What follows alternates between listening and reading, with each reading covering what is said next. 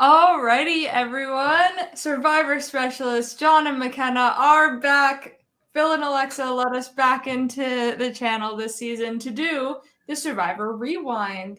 So, in case you're new here or need a little refresher, this is not a total recap. We are taking elements of this episode of Survivor and kind of seeing what they remind us of in past Survivor, and we'll talk about that. And then over on the Patreon, we're going to deep dive an episode that we think likens this 45 episode. So, speaking of that, we'll be talking about the premiere of Micronesia over on the Patreon tomorrow. So, tune in over there. John, we got another season of Survivor, and I'm so excited. So, let's talk maroonings. So, we have this new school kind of marooning where it's just like, we're on the boat and all right, go have fun. Or they go into a reward challenge now. But, old school maroonings, it's like, all right, gather all your supplies, do all the things, and go to your camp. You have like 3 minutes. Yeah, I mean, obviously, this can't be an old school marooning based just strictly on kind of the philosophy that's taken into how new age Survivor works. Where they have limited supplies and very little supplies.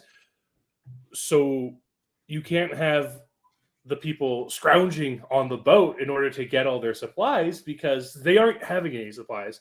And we see that replaced here in 45 with a reward challenge, which we've only actually seen once before. Yeah, I really liked that we saw the reward challenge on the boat. And it wasn't at the beach. It was a refreshing look on the marooning in these 40s where we get them driving in on boats and then come up to the beach and it's like, wow. But I really like them like entering onto the boat. It just felt very old school to me. Mm-hmm. Yeah, I think the presence of being on the boat just gives it a more... It harkens back to Borneo, right? When we first met survivors in the first place. John was the first person to bring up Borneo. It wasn't me. But you know what I mean, right? Like the first time we met survivors, it's on this boat, on the off the shores of Borneo. And this time we have this instance where, yeah, they're not doing the marooning thing where they're gathering their supplies, hopping on into the water and making it to their beaches.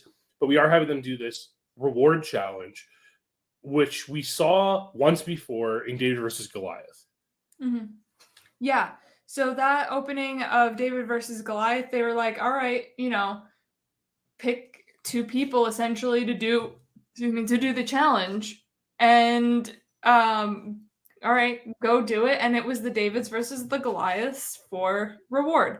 So it was interesting to bring that back where we're a small confined space and they're not running and sprinting into the ocean, doing all this, that, and the other thing, where you can have the same kind of elements, but you can add new ones like this rope and sandbag. We see them drag heavy ropes or drag sandbags, but it was interesting that they put it in a container and they had to bring it out and then there was their key on the bottom of the container. Yeah, it's an interesting take on this type of challenge. We don't really see the move heavy objects challenge. And that's your goal. It's move the sandbags onto the platform because you'll need them. Yeah, it's right. There's some sort of objective to it. Yeah, but it's just moving it, and it lets you get the key. And you can obviously, if this was just a get the key type of thing, you don't have to move all these objects. So instead, they're just no, you have to empty this bin. Yep. And then you can grab the key. It's just an interesting take, and it feels like Survivor with this challenge is kind of harkening on other shows and how they do challenges. And they're stepping a little bit out of their comfort zone with it. Yeah, is it a basic thing? Absolutely. But it's something that they can build on moving forward. Yeah. So then we get the jump off the boat and swim to another boat. And that kind of cued in my brain the marooning of Second Chances, where they were like, all right, you can get the stuff on this boat, but also just so you know, there's a giant bag of rice all the way over there that you can swim to. So once you're done here, take as much time, but whenever you're done, you can, start paddling or swim to that boat. So it was kind of like they're jumping off the boat. They're doing marooning things by jumping off of the boat. Granted, it's during a challenge, but it gave those old school warm and fuzzies. Yeah, I think that's like a big aspect of it is the fact that just the act of jumping off the boat to get a raft or whatever water vessel they have for them any given season it's just, it feels at its core so much what we expect out of a marooning and the premiere of a Survivor season. Yeah, it was nice. And then the last part of the challenge was the typical bamboo pole with the spiral at the end that you have to get the goods from. And we've seen that in countless seasons, but the twist on this was that there were two people instead of one. And poles, because like a lot of the times with the spiral, it's generally someone's climbing up and they're batting it, right? But instead, we kind of have this like combination of kind of what we saw last season in the opening challenge with the pole and like trying to get the flint off, combined with this like spiral that we see usually like mid-season. It's usually like an obstacle that they have like rolled something to and they have to stand on to get it out. It's an interesting take, and again, it shows that little bit of innovation that's needed to make challenges slightly different. And so it's the first challenge out of the gate, and Brandon struggling to do this ladder. And who else struggled in their opening challenge? Chris Doherty in Vanuatu. That balance. Are you saying Brandon is going to be the winner of season 45 because he struggled so much in his first challenge? No, I don't think so. All my chips are in Kelly's basket, who sadly we didn't see enough of, but we'll get to her a little bit later. But yeah, he struggled to get up the ladder, did it. His tribe still lost. And it has that moment of it's a ladder, get across it, get up it. I think these like first challenges can be really tricky, and we've seen that before in history. Like we've already talked about Vanuatu, but these are things that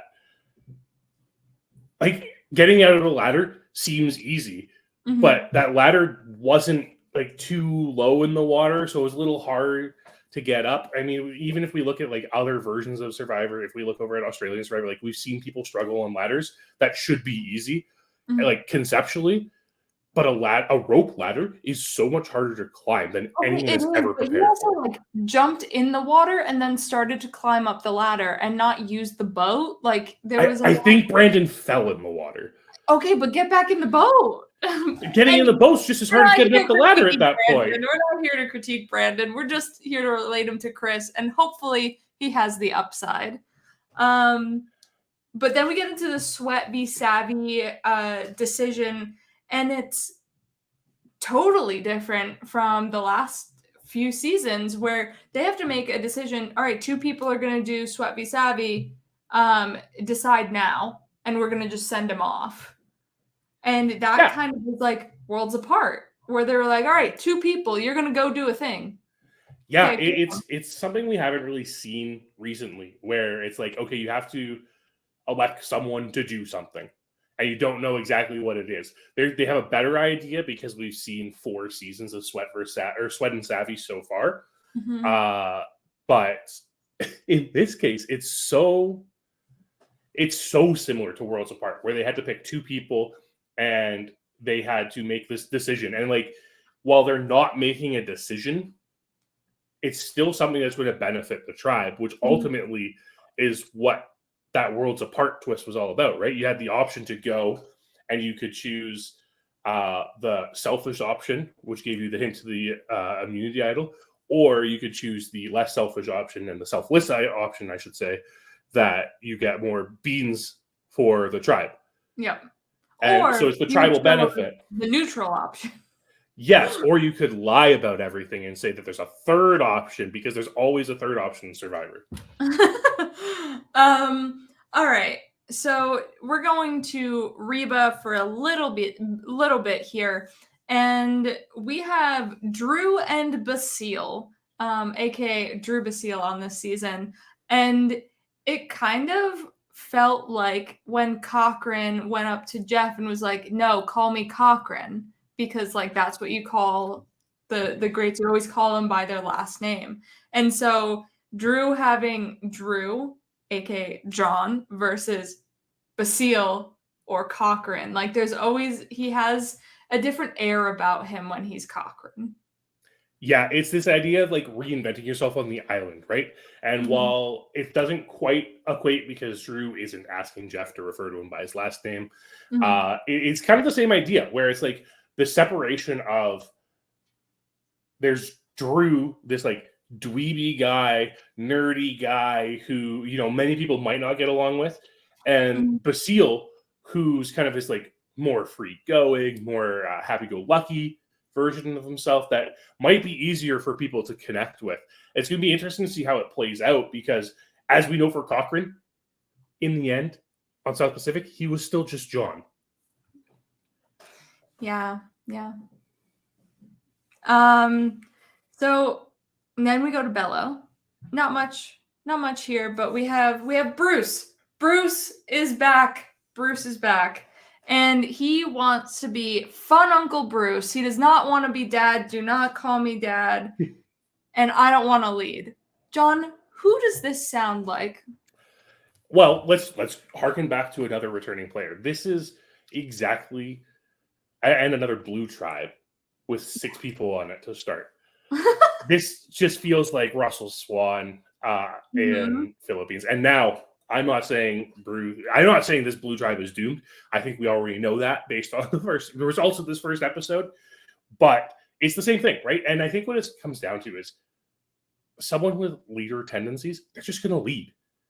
You can't say, I'm not going to be a leader, and then dole out a bunch of advice, right? Like, this is exactly what Russell did in Philippines. He was like, no, you know what? Yes, I know I'm experienced. I'm not going to lead. Oh, but this is exactly how we should do things. Yeah, exactly. And then we have the girls, Kelly, Katura, and Kendra, and they're all bonding together.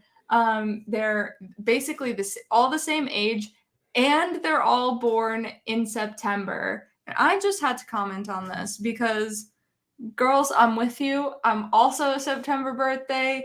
And, you know, please accept me into your club. You guys seem so much fun. All right. That's all I have to say on that one. But I'm excited for the September birthday trio in this game. It's a trio of women. I mean, it's that obligatory, it's the premiere.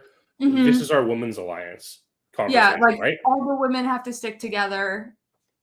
Let's get out one of the men, or otherwise they'll eat us. Like, it's that whole gender balance. Yeah, so it'll be interesting to see how it unfolds moving forward, and if this is a point that we can harken back on later in the season, be like, oh yeah, remember when these people who happened to be born in the same month all decided that they wanted to work together? Or, hey, remember when those people all born in the same month decided they would work together? It's just like that question of which one is going to be a result here, and we have to wait and see to find out. So we're going over to Lulu now, and first thing Emily does when the 3 of them are there, because Brandon is being looked at by medical, is if they don't come back with something, that's sus. Because of Survivor history, how if they don't come back with something, there's obviously an advantage at play. But no, if you really think about what Sweat and Savvy is, it's you do the challenge. If you don't, then you're out of luck. You don't get the pot, you don't get the machete, you don't get the flint. Now, to be fair to Emily, this is the first time that Sweat and Savvy has happened away from the beach. True. Has been isolated like this. As we already alluded to earlier, there are seasons in which people do either go to camp beforehand or like they're participating somewhere else doing something, and they do get access to advantages. Right? Just like back in Worlds Apart again, the whole part of like why this paranoia might be there in Emily is because of someone like So and Joaquin, as they say, yeah, we took the neutral option because they took the selfish, like Yeah, the Ooh, that's selfish. there. The advantage there. That's there for themselves, right? Mhm. Yeah. I see where she's coming from, but to just jump right down everybody's throats first thing at the beach to be like, so you think this is obviously what's going down. I just feel like that's more of like, oh, let's like walk along the beach and like, attempt to put together a shelter, obviously without the machete, but like, attempt to do camp things and like, oh, wouldn't it be weird if like they didn't come back with something? Like it just seemed very out there. It's just not who Emily is. I know That's it. just what it comes down to. Is it's just not who Emily is, right? Listen, Like I'm here for Emily to stay in the game. I like Emily. Hot take, according to the world, but Emily is going to be one of the most fun characters to hate this entire season. That's how I feel about it. I'm looking forward to it. But like she doesn't have it's not a situation like in Kageon where the beauties all arrive at the camp and Morgan's like coming along the the coast and you're like, shoreline. what are you doing here? Right? Mhm, Like she doesn't have that reason to be this paranoid. mhm. But I mean her head's in the game, right? Like she's thinking about these possibilities. Maybe a Is little that too part of hard. the zone? Who knows? So now let's get over to Sweat and Savvy. Should I say Sweat versus Savvy? But it's So not really, right? Like I they're know doing it's really both of them. It's Sweat and Savvy not. versus Sweat and Savvy. Yeah. So Survivor heard Ethan's on. They heard him screaming, "Bring the logs back. Make other people do the logs." And here it is. We've got the logs back. They arrived from Edge of Extinction and they are here for season 45 members to drag across a beach. I thought of that immediately, being like, the logs! Ethan! You did it, buddy! Yeah, except these are much bigger logs than what Ethan had to Yes. carry. Yes. Although that being said, what they had to carry in Winners at War when they're, for these like pitiful amount of fire tokens, remember, I want to remind you, this wasn't for like supplies to build your camp. That was for, was it one fire token? 2 fire tokens? It was something so small when you found out like how important fire tokens were in the end. Those logs were much smaller, but the terrain they had to traverse It was a lot on the worse. Edge of Extinction was a lot worse. And they were not, it wasn't day one when they had full bellies. Yeah, exactly. So it's like, I think, yes, there's that comparison between these two challenges, but it's not the same. Although they kept the number 40. Yeah. So then this also reminded me, it was a challenge done by the survivors. Jeff was not there to do the challenge with them. So it almost reminded me of like the Samoa Bocce challenge and the One World ladder ball challenge that was like DIY, do yourself, and it's for immunity. It's a legit challenge. Yeah, it's really interesting because in the previous iterations of Sweat vs. Savvy, these were like things that were happening at the camp, and it wasn't head to head, right? It didn't have this added weight of only the first tribe that completes this will get these rewards. That and Or they you can took them both turn off out. to another island too. Yeah. Like it was completely separate, so it felt like that like separate challenge. After Sweat vs. Savvy, we go to Lulu, and they're talking about the loss, and it was just interesting, their dynamics, because Emily kind of reminded us of Courtney from Panama, and Hannah with her nicotine addiction and like going off the handle kind of reminded us of Shane. It was Lulu is such an interesting tribe to watch. I mean, Phil and Alexa called it. It's the hot mess tribe, and it's maybe even a bigger hot mess than anyone could have actually anticipated. A lot of that comes from the fact that they have an actual villain on their tribe, and Emily. But Emily's such a fascinating person because we haven't seen a character like Emily in Survivor in so long. Mhm. I fail to think off the top of my head when we had the last like villain because they act like this is someone like what Chaos it's like a Cass character, right? Like, Mhm. and I know Emily like compared herself to Cass and everything in her preseason media and everything like that, but like we haven't had a character like Emily in probably 15 seasons because our villains have been generally bad people since then, right? Like our villains aren't in-game villains; they're just bad people. And now we're at a point where like seeing a character like Emily is so refreshing, right? Like even like no one's really saying Courtney Merritt's a villain, but just like the way she hates everyone. And like it's just so cranky and bitter she is about that negative, like, no, don't do that, stop, or like doing the yoga on versus rock garden, and the spiteful person, right? Like it's Mhm. that it's a different type of bitterness that we don't tend to see a lot from Survivor players, especially in this new era where everyone's kind of like kumbaya. And Mhm. instead, we're getting something that's honestly quite fascinating. Emily, like, I can't stand Emily as a person. I don't know, obviously, I don't know her like personally. I don't know how we would interact in person, but I'm so in love with her as a character just because, like, I love hating her so much. Well, I'm loving her actually. So, she can stick around and cause some chaos. I loved her from preseason, so I think she's a fun addition to the cast. So when they get back to camp, Sabaya and Caleb get back to camp, they're like, yeah, we timed out. There's nothing we could do. We couldn't get any of the supplies. Obviously, Emily's radar is going off, but we're like, all right, well, has anybody timed out of a challenge before? Like, this isn't a thing in Survivor, timing out. But there is kind of one similarity, and that's Ghost Island in the premiere of that, where Chris pulls the lever on Dez's slide puzzle so they can get some reward. And that was kind of like him timing her out. Yeah, it's similar. It's the closest thing we have because this isn't the challenge where we see people timing out in challenges all the time, right?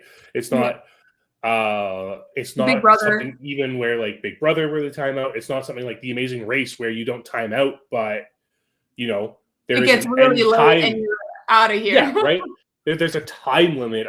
There's an artificial time limit to it.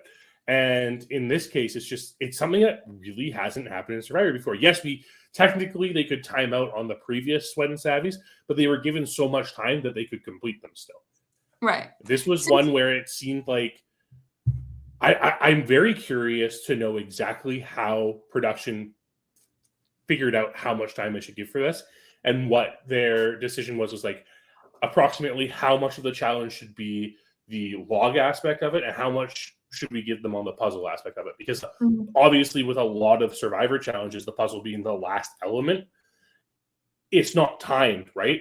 And like we've seen sometimes where I'm thinking of the one word puzzle where it took them an hour to get it, right? Again, Worlds Apart, going back to that season a lot apparently, where it took them well over an hour to complete the word puzzle aspect of the challenge.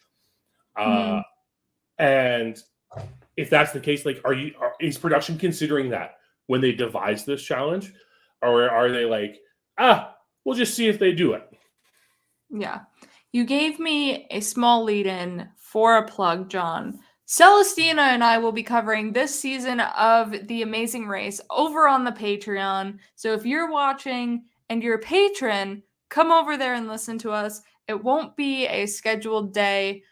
Life is crazy. So we are going to be putting it up there when we can. But if you're not a patron and you want to be a patron, now's the time to do it. We've got more content coming out over there. John and I have a rewatch podcast over there where we're rewatching Survivor episodes like the premiere of Micronesia. And Celestina and I will be doing The Amazing Race episode 1 over there sometime soon. So become a patron. Okay. So now we're going to go back to Bello. And so the girls over there kind of feel like co-wrong, where they're like, we've got to stick together. Let's get the boys out and let's just ride with us girls. It felt very like, where they're weaving the palm fronds and co-wrong. It's just like, yeah, we're good people. We're good. And it just gave me those kind of vibes. I almost feel like this is a product of these smaller starting tribes, where we see this more with these seasons that start with 3 tribes and 6 people on each tribe, that the women on at least one of these tribes, and granted, we are given an additional opportunity for this to happen, so like mathematically it makes more sense, but some of the women decide, yes, let's work together. We saw it in 41 with the Yellow tribe, right? Yase. Well, we also saw it again with the other Yellow tribe in 43 with Ellie. I don't remember what it is, but Ellie and Mariah and Janine. Ellie was like, we shouldn't get rid of Mariah because girls' numbers, they're just going to get us off. So it was that battle of, who do we go with? And it until, pen comes to paper, you never know who's on like kind of what side. And this episode, we don't get that. So we don't know where this dynamic of this Yellow tribe is. And I was really interested to see how this vote would have fallen. But we are going to go back to Lulu right now. And this is kind of the, man, Emily's a real downer segment. And it felt very Timbira to Sierra as Lulu is to Emily. Yeah. This is the infamous alien segment of the show. Wherein they're discussing the fact that the pyramids were made by the aliens and could be like, their chambers are more conducive to being energy chambers rather than, hilarious conversation. And Emily's face through it is fantastic. And it's just one of the, like you said, it's one of those moments where it's just someone not clicking with the tribe, like Sierra with Tambira. And the rest of the tribe is like, okay, but we're just not going to deal with this. Like, we're not going to put up with you being miserable. Yeah. Now we get some Reba love, and we're not talking the country superstar. We are talking the tribe of 45. We have Sifu going on his idol hunt, like Tony in Game Changers, David, Millennials versus Gen X, Jason Linden in IOI, Russell Hanson, every season he's on. So he just was that aggressive, like hits the ground running, gotta get an idol. Yeah, it feels like a bit of a rookie mistake. And it feels like one of those things where we're just in an era of Survivor where people notice when someone's gone for a long time, right? We're in an era, yes, but also like there's 6 people. Yeah. It's much easier to notice when one person's missing. Yeah. And I think it's one of those things where I think the funniest thing with like Sifu here, and it kind of like equates back to like Jason Linden and IOI, it's that idea, this idea that everyone who does these like early idol hunts seems to have, that no one's realized they're missing. Yeah. And then we get that like intercut to, hey, where's this person? And then, Tony in Game Changers like hits the beach and just starts running out open in front of everybody. And then Sifu's also spy shacking throughout the entire like segment here. And I'm like, what am I watching? Like, nobody can be Tony because Tony was already himself. It doesn't matter because we are getting Sifu, and Sifu is hilarious. I am not saying all here I for didn't Sifu. love it. I love the homage to Tony here. He wasn't really spy shacking, right? Because he was like, Fully. I really enjoyed the first shot we got where he's just like seems to be hiding from them, but like is in plain sight. And then we get the second one where he's like hiding and like listening into their conversation, supposedly.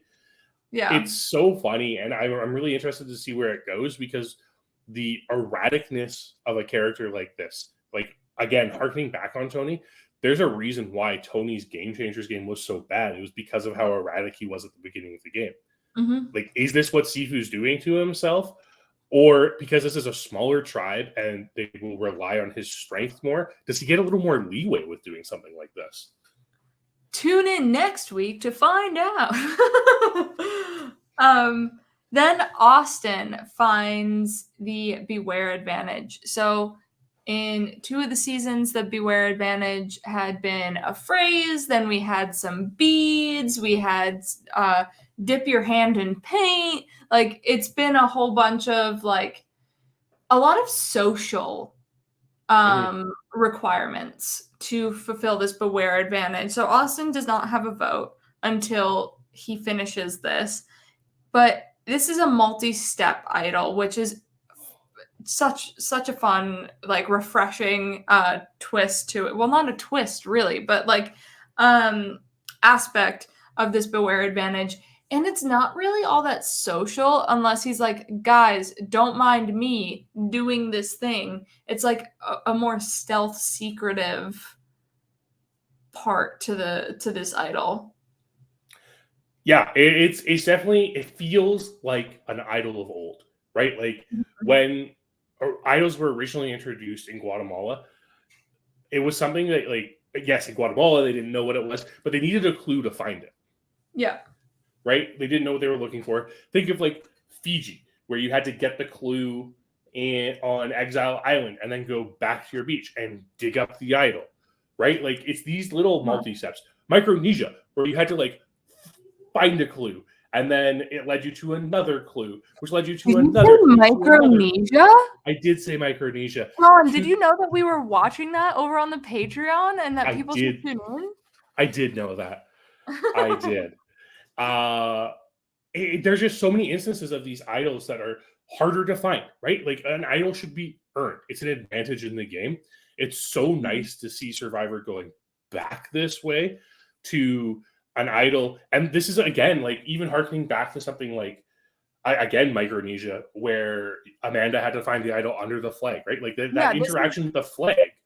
Yep, that, the Micronesia flag plus HHH after the Family Pasta Award, it was like, yeah, you got something under your flag. So it's fun that it's this central thing that they have to do. I was just like, oh, you could just go at night and while everyone's sleeping, and then, like, you dummy, it's pitch black. You can't read anything. Yeah, that doesn't work. But it's kind of reminiscent of like when Wentworth had to crawl under the shelter to get the idol, right? Like, it's just so, it's in such an obvious spot in camp that you have to find the time.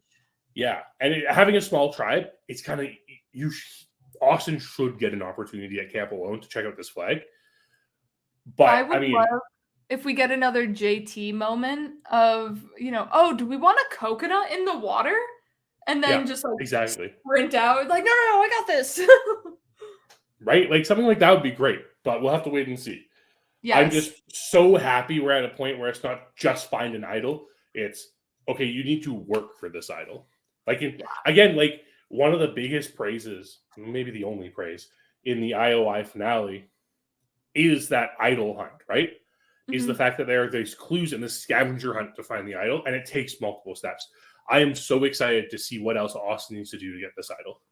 Yeah, exactly. If, that social aspect does come about or not.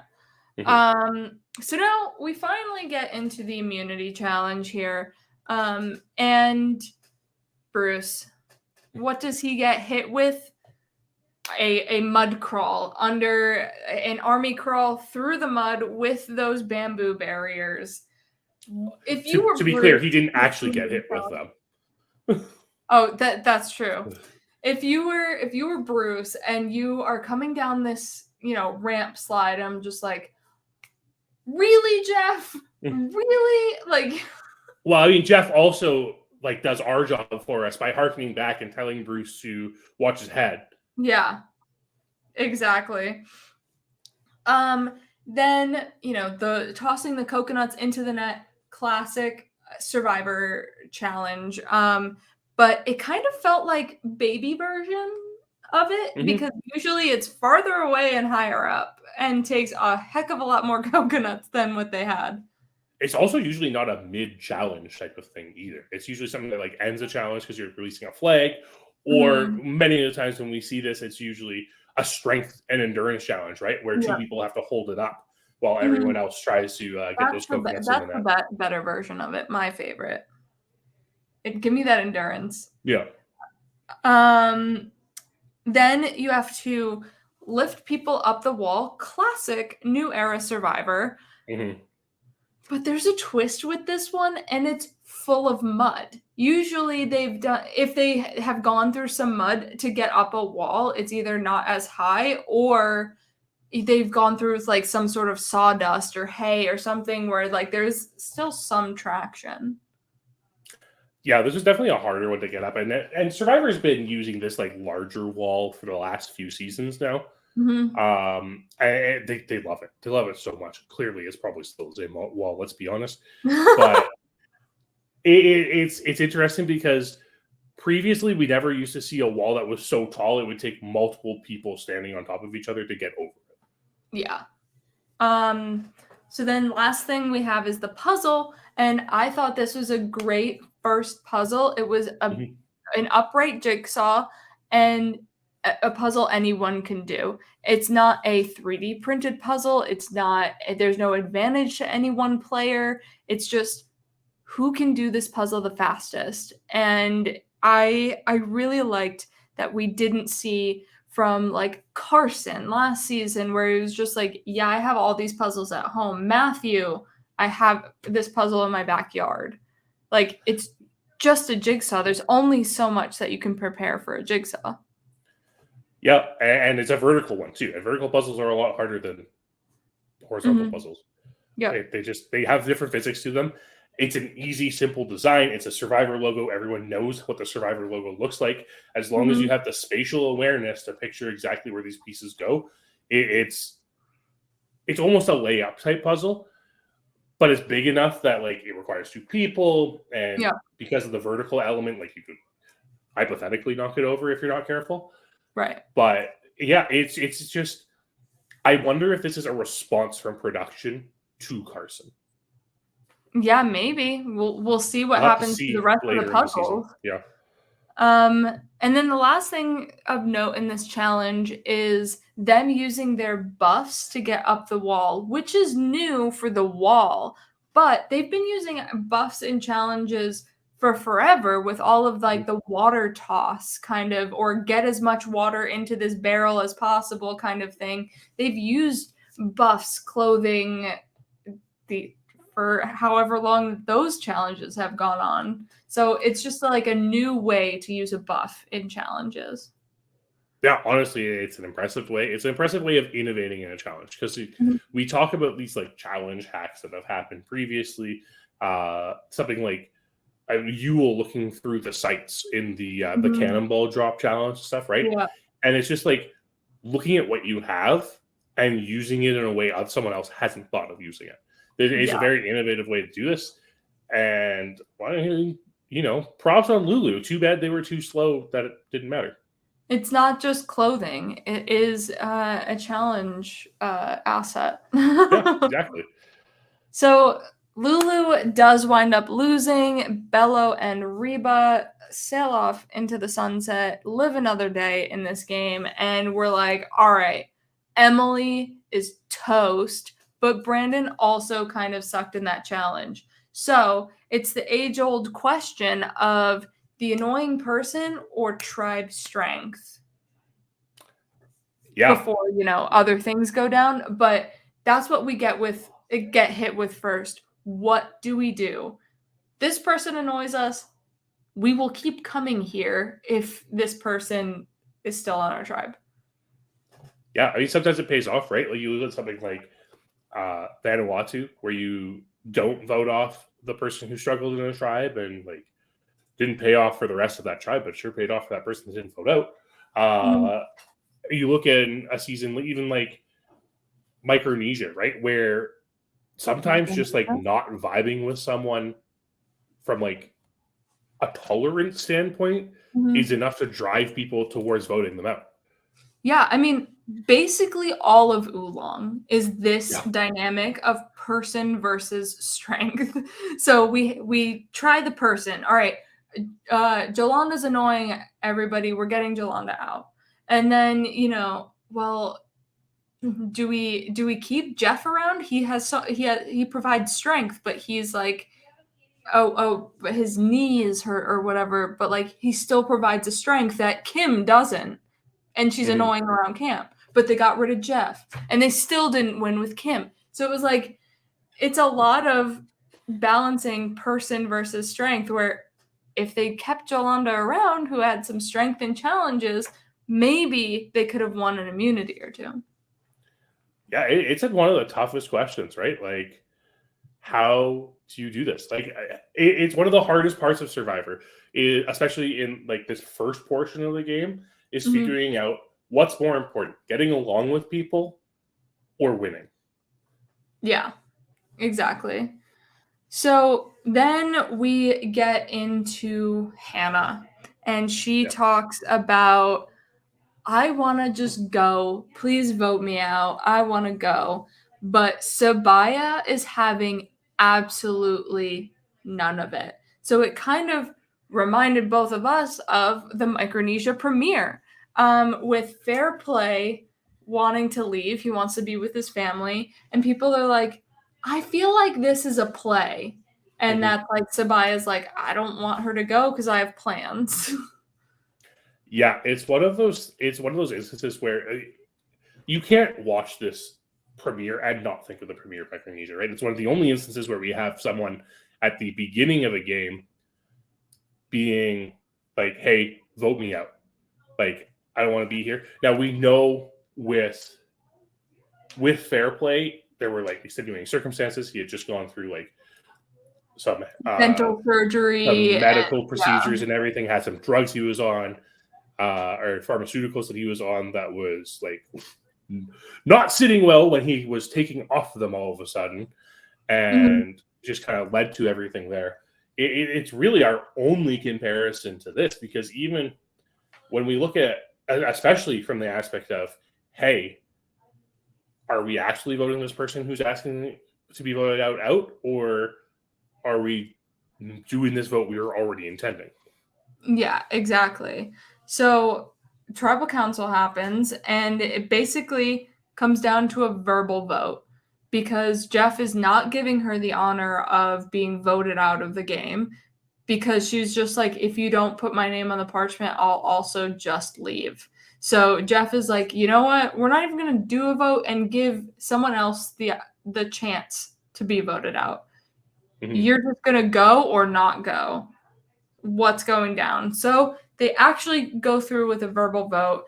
And one of the better examples is Tom voting out Ian in the final of Palau, where it was like, they lasted so damn long they couldn't have a tribal council. Yeah, it's really the only positive example we have of one of these like unanimous verbal votes, because it's only happened a handful of times, and the other times are the forced vote out of Brandon Hance when he's getting, instead of showing him getting pulled by producers for his antics, they have the entire tribe vote him out, and the Varner situation where they didn't even bother to give him the honor of being voted out through having his name written down, right? Yeah, he did not deserve it. So then we go into, she basically quit at tribal council as well, and that's a semi-common theme where we have Nyanka and Purple Kelly both quitting at the same tribal council. We have Janu quitting at tribal council, Ostin, and Fair Play. Granted, some of these people did get votes, but they were vocal at tribal council saying, put my name down. Yeah, and that's the big thing that makes this kind of different than some of the other quits we've seen in Survivor history, where it's happening at tribal council, where we're seeing votes cast. And this one, it's really interesting because Jeff's response to those previous examples has always been incredibly harsh. Mm-hmm. And Jeff did say that, like, part of the reason why he wasn't so harsh is, like, the internet exists now, and he understands that the people are going to be harsh on Hannah. So he felt he didn't need to be. But, like, this is just... He still gave her a little bit of sprinkles. I mean, if you saw his facial expression, you knew he was not very happy. And rightfully so, right? Like, Jeff is so involved with the production element of Survivor now. Like, he's part of the casting process, right? Yeah. He is one of the people who approved Hannah to be on this show. And now she's here being like, vote me out so other people can stay. We've seen this before with nicotine withdrawal. Hannah's not the first person to comment about nicotine withdrawal as a first boot. Like, obviously we have Zane Knight as well, who also did the vote me out bullcrap. Yeah. But his was strategy. Supposedly. But yeah, right? Like these are those things. And it's like, people shouldn't... Phil and Alexa said on the podcast last night, like, people shouldn't be harping on Hannah for this. Obviously, like, this is one of those things that's, like, really unpredictable. You don't know how someone's going to react when they actually get on the island. And it's not like... I've seen a lot of people on Twitter and just social media saying that, you know, Hannah didn't want to be there. She did obviously want to be there, but sometimes you can't hack it. Like, that's life. Life is like that sometimes. How many times have, like, you done something that you thought you wanted to do and then decided, nah, this ain't for me, right? Like, I've done that personally.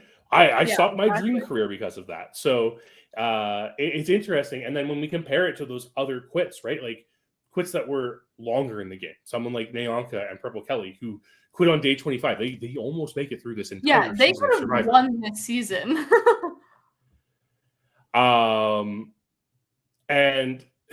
But like, it's so interesting looking at the history of quits and seeing when they come, because this is the earliest quit in Survivor history, really. Like, aside from Fair Plays, I'm not sure if this was day 2 or day 3. It was kind of hard to figure out which day this vote was happening on. It has to be 2. It might be 3 because of, like, the marooning of it all, but probably day 2. So this would be considered, like, the earliest quit in Survivor history. It took a long time for the community to feel like Fair Play didn't quit. I'm wondering how people are going to feel about Hannah when it's not so fresh in their minds. Yeah. Well, to tune in to hear our thoughts on if Fair Play quit or not, go over to the Patreon. This has been the premiere rewind of 45. John, what's next for the channel? Updates, Phil and Alexa's shenanigans. Give it to the people. Of course, as always, you can always check out Phil and Alexa's thoughts on the episode right afterwards. Even though we're a half hour later, they are still coming at you right after the episode to give you their thoughts. McKenna and I are here every Thursday to do the rewind. We'll be back at it again next week. Phil and Alexa start the Predictions of Power Rankings podcast this Sunday, 11 a.m. Eastern, where they'll be joined by Bryce Isaiah to talk about what they think is going to happen this season and this coming week. And of course, there is no better time than now to become a patron. Go to www.patreon.com/Survivor Specialists. Become a patron. $10, $20 patrons. You will hear McKenna and I talk about that Micronesia premiere. You'll hear McKenna and Celestina break down the Amazing Race this season. $20 patrons, you also have the opportunity to listen to Phil's after show every Thursday. Phil goes into a little more depth about some of his thoughts on everything. And now's the time to do it, because $20 patrons, you get to participate in both the fantasy game and power rankings, both starting up this week. For the fantasy game, $20 patrons, email your list of Survivor Specialists at gmail.com of 5 survivors that you are taking. Same scoring that Phil and Alexa are doing. For the power rankings, Send your power rankings in for those 17 players, also to survivorspecialist@gmail.com. You can win a buff. You can win a buff. Like, it's a great way to do it. It gets you engaged with the great community over on the Discord and everything like that. We have so much going on. So happy to be back. It's a brand new season of Survivor. We are back again. Yes. All right. We will see you tomorrow over on the Patreon and next Thursday here on YouTube. Good night, everyone.